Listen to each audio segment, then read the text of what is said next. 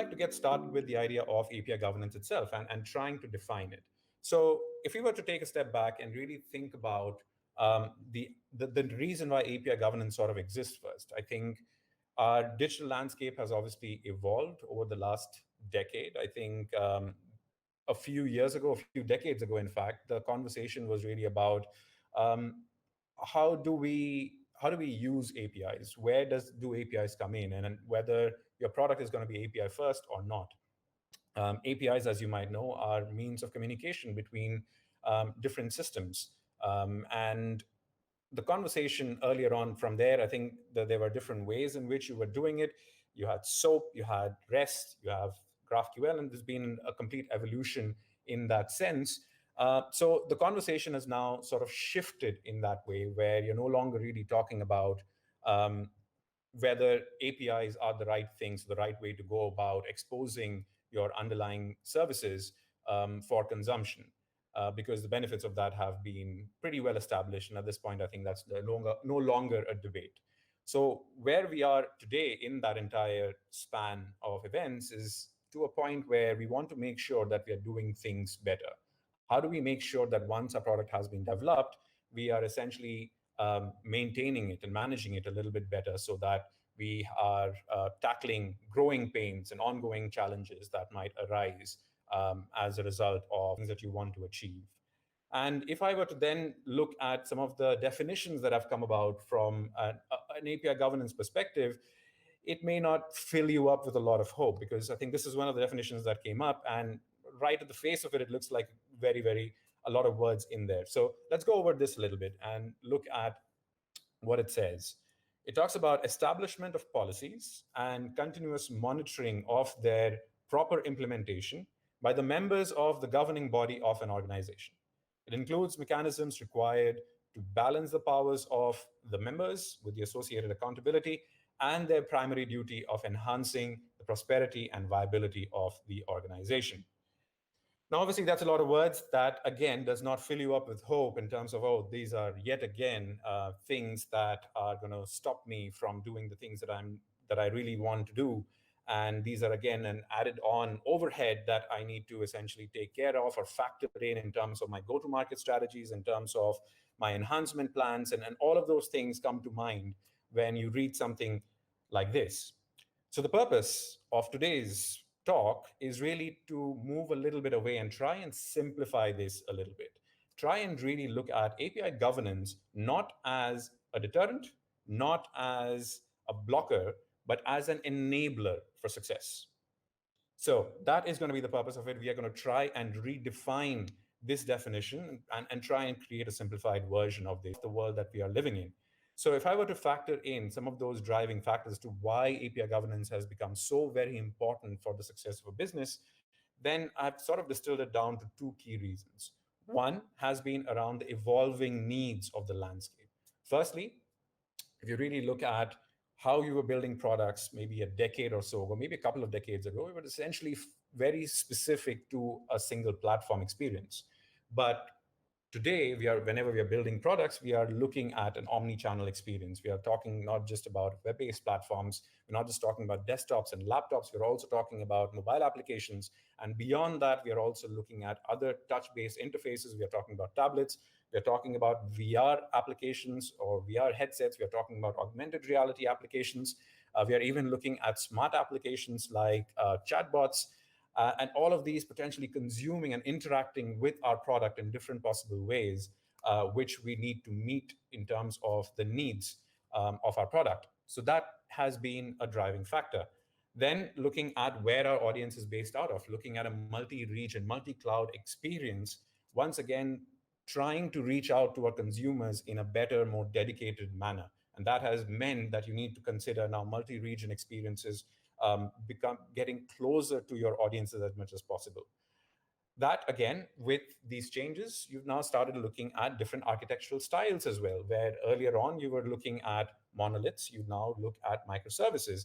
They're potentially back and forth with some of these things, but you need to consider how these different architectural styles need to be taken into consideration. Each of them have their own challenges, each of them have their own benefits that come with it, and you need to address those and make sure that your strategies that you're putting in place are taking all of these into consideration. So obviously, with these evolving needs, as you can already think, there have been a change in complexities, and potentially, in most cases, when I say changing complexity, it effectively means there have been growing complexities where now your products are no longer a very, very simple little monolith. You're essentially looking at multiple components being delegated towards solving specific aspects or requirements of your product. There could be specific things that look into things like security or authentication. You might have IDPs or identity providers looking at your user access management. You might be looking at your different analytics systems that are looking to give you better insights into what you're doing.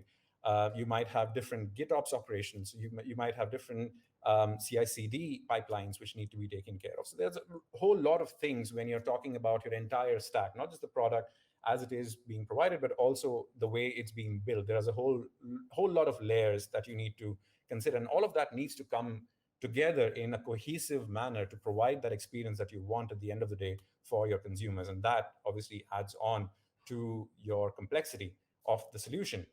Then you talk about adherence to compliance standards, and this can go across your data sovereignty needs, especially if you're talking in a multi-cloud environment or a multi-region environment. You need to think about data sovereignty needs. If you're in specific verticals, then you might have specific vertical specific compliances coming in. For instance, with financial services, you might be looking at open banking or PSD2 standards. Healthcare, you might be looking at FHIR, FHIR requirements coming in. So all of these, again, you need to consider and make sure that you're compliant. Otherwise, the repercussions could be quite dire in this case for your business. And then finally, with all of these evolving needs and changing complexities, you need to have larger teams to essentially build out your products, to maintain your products, to meet these different requirements, not just from a capability perspective, but also from these standards requirements, maintenance perspectives as well. And those larger teams, again, you need to make sure that each of those teams know their roles and they are essentially doing things that they are meant to do and not really encroaching in any other team's sort of territory or doing things that they shouldn't be doing or erasing out things that they shouldn't be doing, potentially accidentally.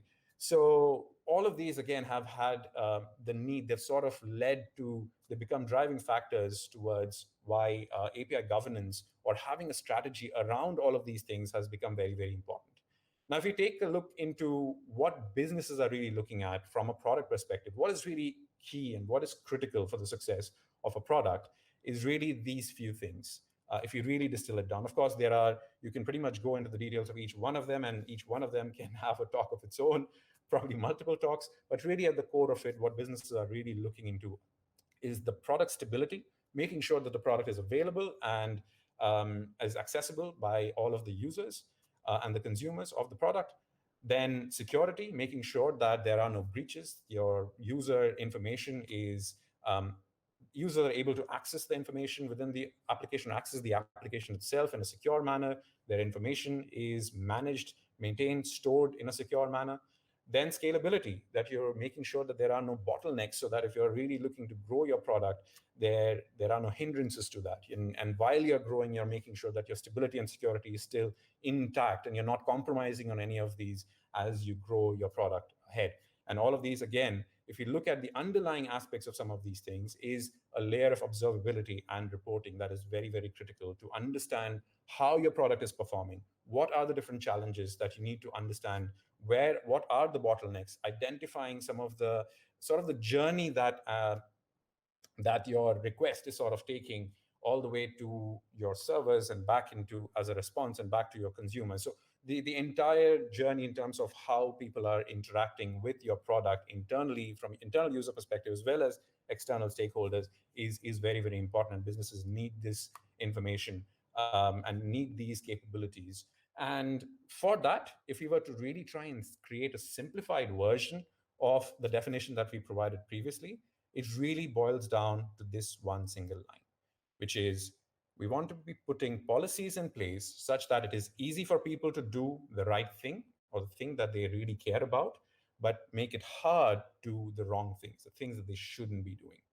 So this essentially is the key thing to understand whenever you're thinking about API governance. It's no longer about stopping you from doing what you need to do. It's actually meant to enable you to do your things better because you're no longer concerned about doing things in the wrong way. You're no longer concerned about accidentally doing things that's going to bring the whole system down.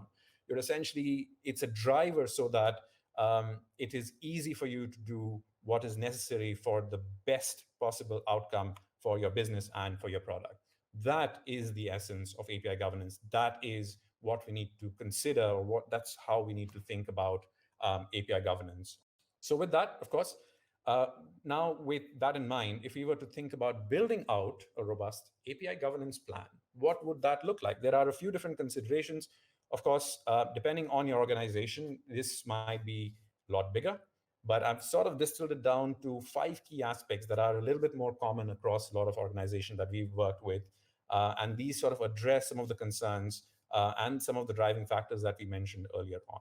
So let's start off with the very first one, which is access control. So this is again very, very important if we really think about, the growing teams and a lot of components and a lot of those different teams working on different aspects of your product and interacting with the same sort of interfaces in certain cases.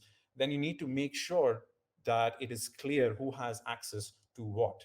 You need to be able to define the role-based access control. So what are the different users of your systems, and what should those users be doing within your system? What can they do? What can they not do? What are they permitted to do? What are they denied from doing? So I think that is very, very important, especially when you're thinking about internal users making use of your system internally. Then we talk about ongoing maintenance and enhancement. So, as you can imagine, a product in itself is not a static being. It's essentially something that is evolving, that is growing. Your business is evolving and it is growing as well. So, with that, there are going to be updates, there are going to be enhancements. With those updates will come deployments. There might be newer versions that are going to be coming in. There are going to be different environments that you need to test out your product and then merge it with existing products. And all of that needs to come together in a way where you're not newer deployments or newer these changes are not breaking anything that you have already put in place. So this is actually a point where when you're thinking about your overall application, you're not just thinking about the day of deployment, the day that it goes live, but also what happens on day 2, what happens on day 3, what happens tomorrow, what happens a month or a year down the line. So with that, thinking about continuous improvement, how do you think about your versioning strategy? How will new versions impact the consumers of those of the API? Would you be having backwards compatibility? If you're breaking backwards compatibility, what kind of communication do you need to put in place? What kind of strategies do you need to put in place? What kind of documentations need to be put in place? What happens to the older version? That's your retirement strategy. Are you going to be phasing it out altogether? Are you still going to be maintaining that in some form or fashion, but maybe call it deprecated so that newer users are not getting access to it? How would you go about doing that? Very, very important to understand any of these things.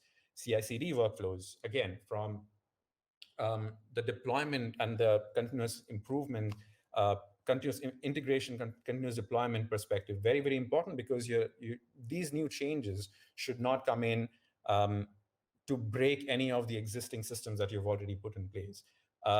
What kind of conventions that you need to put together so that when newer versions are coming in or newer updates or enhancements are coming in, it is easily identifiable. There aren't multiple conventions. Just because you have multiple teams working on things, you should not have multiple conventions being put together, because then that again adds in a whole lot of overhead in terms of the growth and the success, or how quickly you can get things to production, how quickly you can test things out, how quickly you can onboard new team members as well, because your team is growing, as we mentioned before.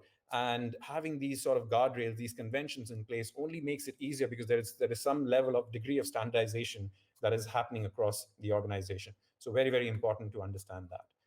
Then comes in compliance, so adherence to standards. And again, this is a critical part because, of course, your standards compliance will be there on the day of development, on the day of production, the first day of going live. It's going to be there.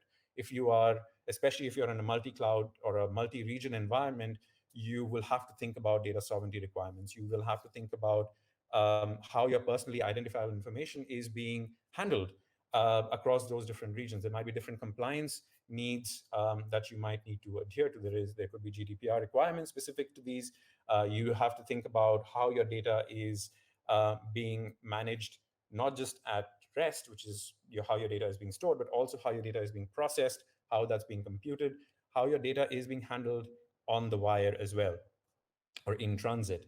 So, and then you think about your vertical specific requirements that come in as well, where if you are in the financial services industry, your open banking standards need to be complied with, adhered to. Your PSD2 standards need to come in. If you're in healthcare, for instance, you might be looking into FHIR or fire requirements that might be coming in, and that you need to consider all of those things. But the important part, why API governance plans are important here, is because these standards compliance not only apply to the product that was originally built, but also how your product is being handled or enhanced over a period of time. So every new addition that is being made to your product needs to adhere to all of these standards, and any of those things, if they are missed, would potentially lead to your entire product potentially not being standards compliant, and that could have huge repercussions, both financially as well as from a reputation perspective of your business. So very, very critical to understand and map out what kind of requirements that you need to follow as an organization. Then thinking about reporting, very, very important to understand what is going to be the metric of success of your business. How would you be measuring the performance of your product? What does success look like? What kind of KPIs are being met at this point of time? What are being missed? And based on that information, based on the analytics that goes along with it, how do you go about making better decisions? What kind of decisions can you make based on the data insights that are coming in from all of these different sources from your own product, so that you can enhance and build out a product that is truly successful on an ongoing basis, not just as a one shot? Because as we said before, needs are there are evolving needs that need to be met in this case. Then on the other side of the spectrum is auditing, where you need to really look at who is interacting with your information internally, who has done what, who is accessing your data, who is doing what to your data, who is doing what to your product, and really having a chain of um, insights into how your product is sort of evolving, how different people are interacting with it, and what kind of changes have been done and um, can be tracked within your product. Then finally, this is number five, but this is also one of the most important. This is something that a lot of organizations definitely struggle with, is really team structure. I think with all of these different things in place, it's very, very important to know who owns the strategy, or very, very important to define who owns the API governance strategy within this organization. Because at the end of the day, you can make as many plans as you want, you can make as many standards, and all of these things can be put in place. But if there is no clear owner, if people don't understand the significance of it, people don't understand what their role is in making sure that this happens, then it won't happen. That is a fact. And so, in that sense, you need to understand what your team structure is, and based on the team structure, identify who the owners are going to be in terms of maintaining this API governance strategy and making sure that it's being implemented across the organization, across the product within the organization.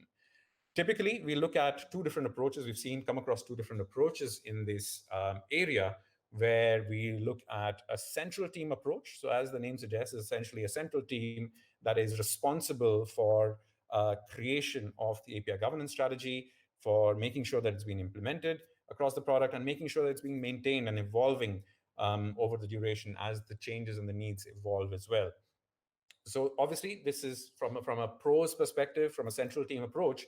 The big benefit here is that you're having the central team who has all of the knowledge, understanding of the API governance plan for your organization, and you sort of funnel your product through this channel, and you can sort of make sure that your API governance strategy or the requirements are being met. The central team sort of ensures that is going to happen. You know exactly who is responsible for doing this. The con over there could be that it could also, especially in larger organizations with multiple teams, these could also be bottlenecks, where if you're looking to review a lot of different things um, across different teams, then it could become a hindrance in terms of how quickly you can get products out to market, how quickly you can get updates and changes out to market. So on the other side of the spectrum is a federated team approach, sort of a distributed approach in this case. Again, seen more commonly across larger organizations with multiple teams.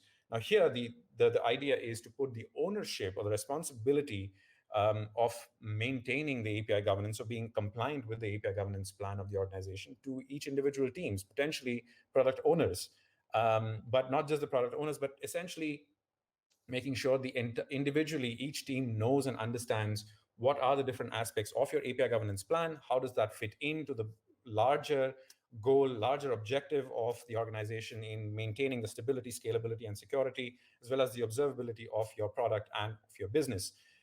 That obviously is the benefit because you sort of reduce the bottlenecks, because now with each team being responsible, they can make sure while they are developing, while they are creating these new versions, that okay, this is what we need to make sure is happening, and when they are then pushing changes, they should ideally be already compliant with those needs. Now, the challenge there, the con sort of here, is that you need multiple teams to really understand the nuances of that governance plan. Of course, you can get around that by making things as simple as possible, but even so, with a large number of teams, you do need to make sure that the different teams, individual teams, know and understand all of the different aspects, all of the different considerations that you have made, all of the different parts of your API governance plan, and are well versed with it. Perhaps certain team members, certain teams need to be well versed with more specific aspects of it a little bit more than the others, but as a general rule, you need to know exactly what's going on overall for your API governance strategy to work in this case. So again, no right or wrong answer really, depending on which spectrum that you land on. Either one of these could be a solution to it, but ownership of the strategy is a very, very critical aspect of this. Now, with all of these things in place, you might be wondering, again, this again is not filling me with a lot of hope. Of course, these are a lot of these considerations, but I need to, there's a lot of work that will need to go into this. There's a lot of overhead that might have to happen. It seems like a lot of things might need to be done manually as well. And once again, this feels like a barrier for me, not so much of an enabler. So this is where tools can be hugely important.